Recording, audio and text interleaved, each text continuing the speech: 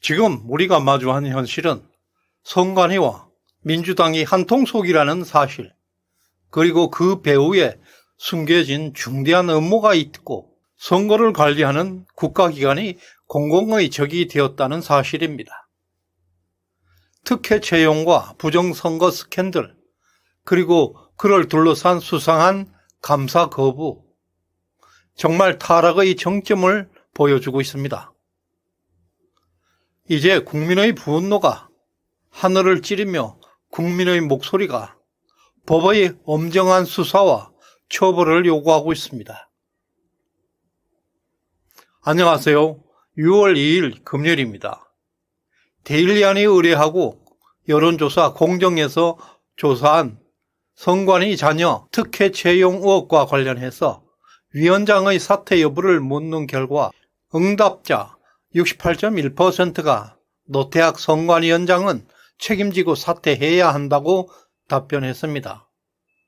특히 광주, 전남북 지역에서도 사퇴해야 한다는 응답이 64.2%나 차지하고 있습니다. 전국 모든 지역에서 노태학 위원장의 사퇴를 요구하는 여론이 압도적으로 높았습니다. 그리고 선관위 공무원 수는 2,922명이나 됩니다. 그 중에서 1급 이상 고위 공무원이 1%에 육박하는 24명입니다. 소방청, 경찰청과 비교해 볼 때 선관위의 고위 공무원 비율이 압도적으로 높았습니다. 소방청 65,749명에 1급 이상은 5명, 경찰청은 136,292명에 1급 이상은 고작 8명에 불과합니다. 따라서 선관위 1급 이상 고위 공무원의 비율은 소방청의 103배, 경찰청의 137배나 높았습니다. 선관위는 헌법기관이라는 이유로 100배가 넘는 특권을 누리고 있습니다. 김남국 가상화폐 사건, 이재명 비리 사태, 그리고 조국 사태 등은 개인 비리, 도덕성 파산 사건들입니다. 그러나 선관위 사태는 이들과 성격이 매우 다릅니다. 국가기관의 부패, 조직적인 공무원의 비리, 그리고 부정선거 등은 민주주의의 최대 위기입니다. 이러한 공동체의 위기는 관료들의 타락으로 시작됩니다.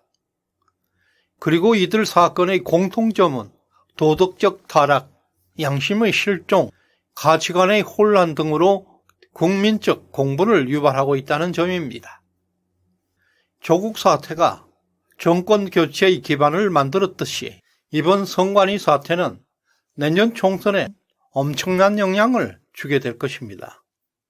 선관위 채용 면접에서 이재명 표창장이 우대받았다는 충격적인 사실은 선관위 조직이 돌아올 수 없는 지경에 빠져 있음을 보여주고 있습니다.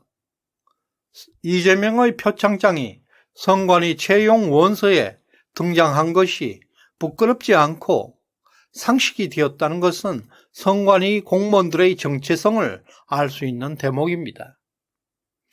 이미 표창장 하나로 선관위는 돌아올 수 없는 정체성을 보여주고 있습니다. 몇 가지 사례를 보게 되면 기가 찹니다. 박찬진 사무총장의 딸은 2022년 전남 선관위 8급 경력직으로 채용되었고, 박 총장은 딸의 채용 과정에 직접적으로 개입하였고, 면접 과정은 매우 불투명하게 진행되었습니다. 송봉섭 사무차장의 딸도 8년에 충북 선관위 8급 경력직으로 채용되었습니다. 송 차장은 인사 담당 직원이 외부에 파견되어 있음에도 불구하고 직접 전화해서 딸을 추천했고, 송 차장의 딸은 면접에서 최고점을 받아 합격했습니다. 그리고 제주 선관위 상임위원의 아들 신모 씨는 2022년에 서울 선관위에 채용되었는데요. 면접관은 신 상임위원의 동료가 참가했고, 신 씨는 채용 원서에 이재명 표창장을 받았다는 사실을 원서에 2번이나 기재해서 논란이 되고 있습니다. 현재 특혜 채용은 11명이나 되지만 앞에서 보았다시피 성관이 1급 이상 고위직이 24명이나 됩니다. 이들은 각 지역 고위직에 포진되어 있습니다. 이들 24명의 고위직 자녀들은 지금 어디에 근무하고 있겠습니까? 지금 국힘당에서 논의되고 있는 사안들을 보게 되면 조금 실망스럽습니다. 첫 번째, 권익위 전수조사 이거는 소용이 없습니다.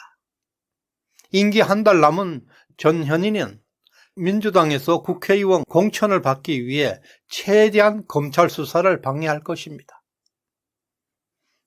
두 번째, 국회 국정조사를 협상하고 있는데요. 총선을 앞두고 여야 정치꾼들의 말장난으로 끝날 것입니다. 또 국힘당은 국회의 국정조사가 진행한다고 하더라도 민주당의 방해 공작을 이길 수 없을 것입니다. 세 번째, 노태학 선관위 위원장의 사퇴 요구가 나오고 있습니다. 노태학 위원장은 비상근입니다. 일종의 명예직입니다. 선관위의 주요 사안은 상임위원회의 결정에 따릅니다.